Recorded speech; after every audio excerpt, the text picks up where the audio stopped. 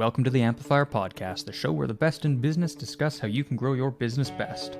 I'm Wyatt McPherson, I produce this show, and today Don Cooper is joined again by Dr. Patty Ann Tublin for her second of 3 episodes with us. She is the author of Money Can Buy You Happiness and Not Tonight Dear, I've Got a Business to Run. Dr. Patty Ann is also the founder and CEO of Relationship Toolbox and is someone who cares very deeply and knows a great deal about relationships and how they can severely impact your business and your life, both for better and for worse. Which is exactly what she's on the show to talk about. Dr. Patty Ann will be with us for one more episode after this one, discussing how relationships impact business, how you can grow trust with clients, and what factors can play into strong team building. It's a fantastic conversation all around, so make sure you subscribe so you don't miss our episodes with her or any other ones in the future. But with all of that said, I truly do hope that you enjoy this episode of the Amplifier Podcast. How does trust play into this at different stages of the development of a relationship with a client? I mean, if they've never done business with you or they haven't done business with you in 3 months, clearly that's different than if they did business with you yesterday and they're doing business with you again tomorrow. Right. So if they're a repeat client, right, which was the latter, the trust is there. So all you have to do is maintain that. And the way to maintain that, gross oversimplification, is be trustworthy, right? Do they trust you? Well, then be trustworthy. And the way you do that in sales is you be consistent. You deliver what you say you're going to deliver. You don't promise A and then deliver B. You don't bait and switch, right? And every good salesperson knows that. But if you haven't developed the trust yet, the approach is not from your perspective and what you do. The approach is always from the client's perspective, with the very basic, get to know them first and foremost. Who are they? What makes them tick? Not just as a business person, but as a human. Are they a parent? Are they a spouse? And there's so much information online now about somebody. What is it that they're passionate about? For example, let's say you find out going into a client meeting for the first time that they're huge into, I don't know, sailing. I guess I said sailing because I just had a coaching client that's huge into sailing, right? He's always talking about sales. I've learned so much about sailing. So you might say that. I understand that you love to sail. Tell me about that. They will love it because what you've done is you put the spotlight on them, right? And then over time, if you see something and you might make a conscious effort about sailing, send them the article.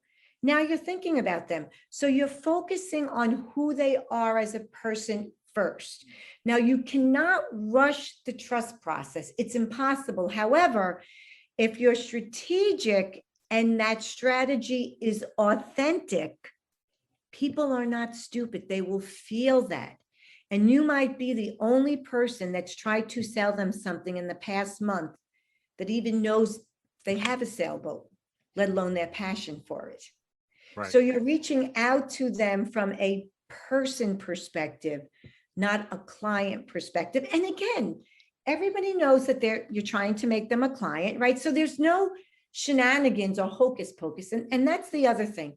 You cannot build trust, as I said earlier, if you do not prove yourself to be trustworthy. Don't make promises you can't keep. Don't do a bait and switch, and be genuine in how much you care about meeting their needs. So for example, and people might cringe when I say this, let's say, which wouldn't happen with you, Don, but let's say there is some product this client really needs that it's not really in your wheelhouse. Give him a great referral. He will so appreciate that because you will have saved him time, energy, money. On top of, this is how I got to you. You can trust this person. Trust me, you can trust this person. Yeah, that's how we met. Got through all the nonsense. I get a referral from someone I trust. Anybody you will refer to me, Don, for the rest of my life, and you say, I trust that person, good to go. I don't have to do all that. It was our mutual friend, Cameron Harrell, who referred you and I together, and we've been working together now for coming up on a year. And it was a perfect match. Right. Right. Yeah. Right. Because, and who's more trustworthy than Cameron Harrell, for crying out loud? Yeah. Well, what's interesting is, I do a fair amount of work with Dean Jackson, who is in one of Mhm. the mastermind groups that we're in. And Dean has this simple way of thinking about business.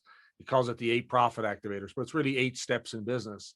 And, one whole segment of his methodology is how do you create lifelong relationships is step 7.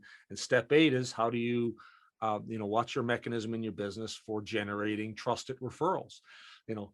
Step 7 and 8 of his entire methodology is lifelong relationships and trusted referrals. Absolutely. And Pretty, and look at what you pretty just did. powerful stuff. And look at what you just did. And everybody listening to this podcast, when I say this, you'll be like, oh my gosh, this is so Don, especially if you follow him consistently, which I highly recommend because he's brilliant in what he does. And he's a great person. And he didn't ask me to say that. So I'm saying it all of my own. Don just promoted at 3 people on this call. Your friend that wrote the book, I think Dave, was his first name Dave? Dave Curlin.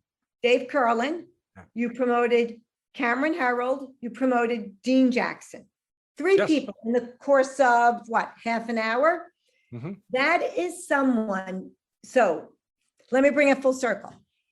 If you're trying to establish a relationship with somebody that you've never met before, and through the course of the relationship, you give positive, you speak highly about somebody that will help that person where there's nothing in it for you, but you're just giving, that will accelerate. Now, I just said earlier that you can't fast forward the process of trust, right? So I'm not contradicting myself, but you sure as hell will accelerate that process of developing trust because you just promoted 3 people in your world that will make their life in some way easier or better. Nobody asked you to, and they might not ever know that.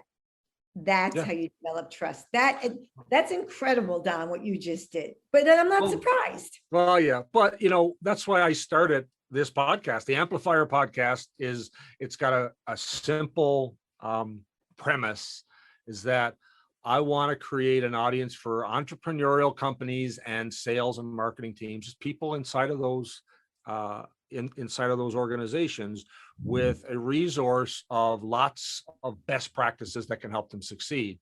And all of my guests that I have on the Amplifier Podcast are people who I know, like, and trust.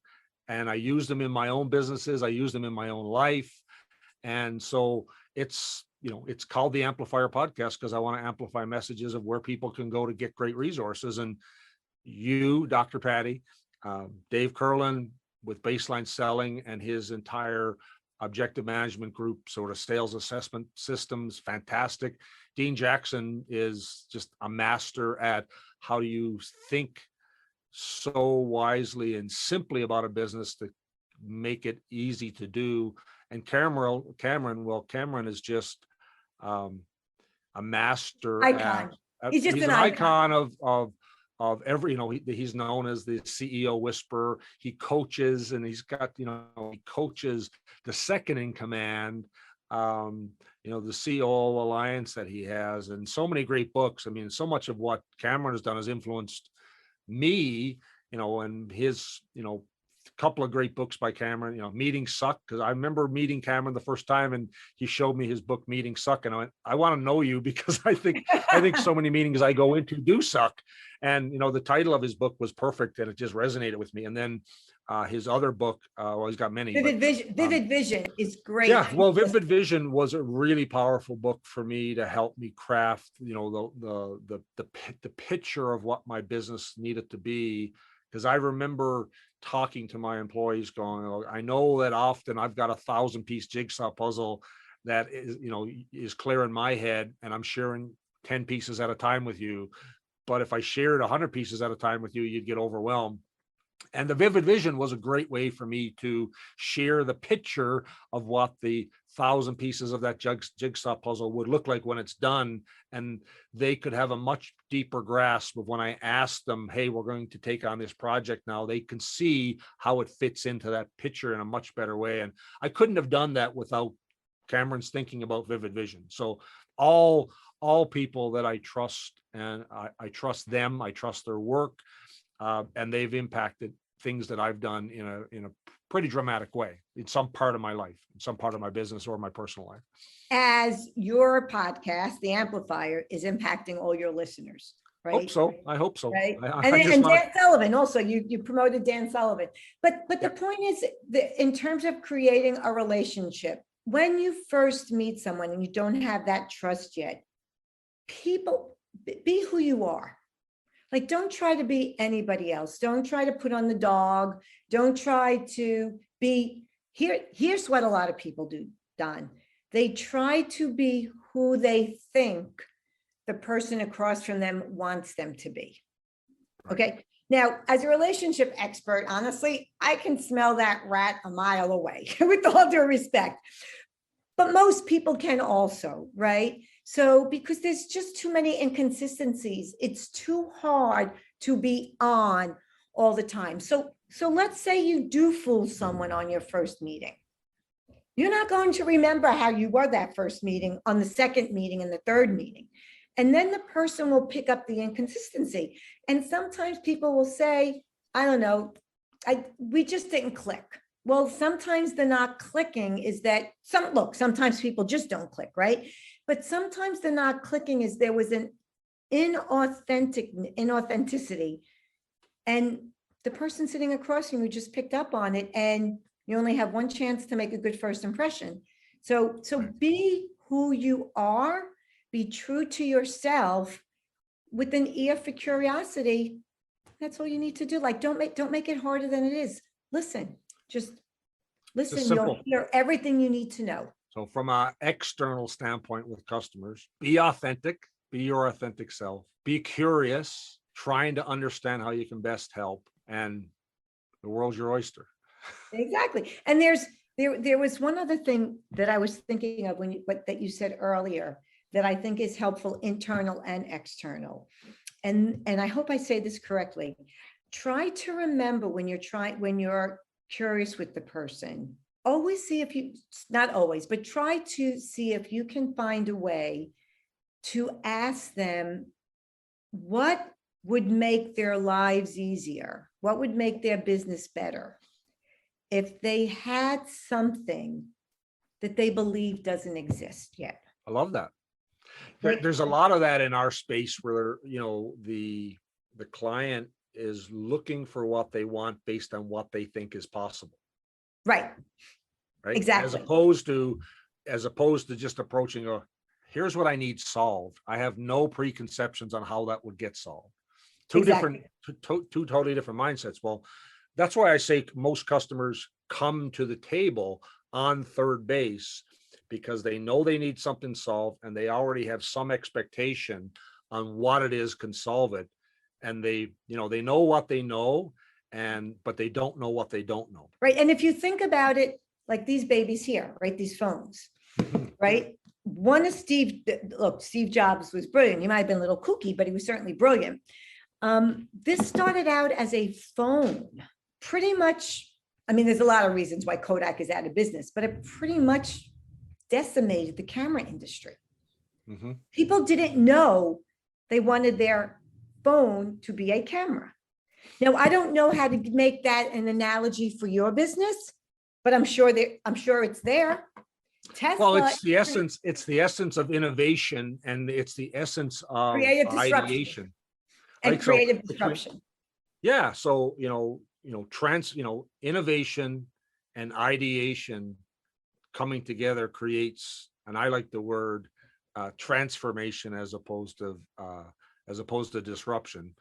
But that's what Steve Jobs did, right? I mean, what a lot of people fail to recognize is Steve Jobs and Apple didn't invent the phone. They didn't invent the digital camera. My first digital camera was a funky Sony thing that plugged into a PC slot in my laptop in 1998. Wow, Don, I didn't know you were that old. Yeah, I'm getting older. Wisdom. It's wisdom. Wisdom. And neither did Apple invent the MP3 player. There were hard drive based MP3 players long before. But what Steve Jobs did from an innovation standpoint. He wasn't the inventor of any of the technology that's in that device, but he could envision, how do I take a phone and an MP3 player and a camera and putting them together, and then, oh, by the way, we're going to create this store that gives you access to every app to make all those things do all kinds of crazy fun things. And they dominated the market, not with new technology. There were already app stores, there were already MP3 players, there were already digital cameras, and there were already cell phones.